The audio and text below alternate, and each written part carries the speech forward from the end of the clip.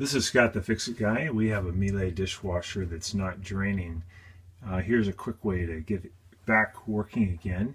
Just got to lift up on the spring arm to remove it and turn the filter basket just a quarter turn and lift that out of the way.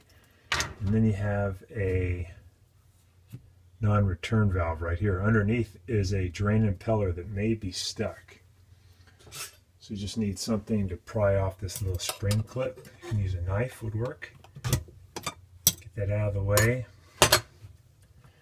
And then you're just going to grab this and pull it up. Sometimes they're kind of hard to get up, but we're going to just pull it up to get it out.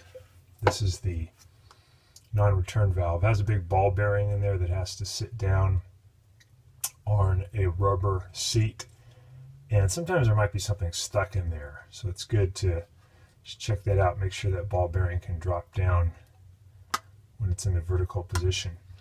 And then if we look down here, we see this little propeller looking thing.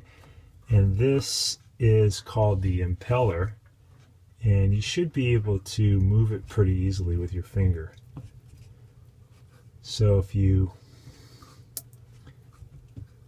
push it, it'll not move smoothly, but somewhat ratcheted because it's got a magnetic connection.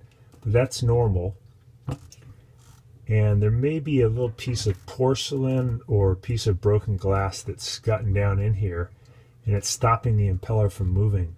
If it can't move, it can't push the water out through here, and you won't be able to have water drain. Having some water in the bottom of the sump here is normal. That's a normal situation. But if the water is up as high as here, that means it's stuck. Okay, thanks for watching.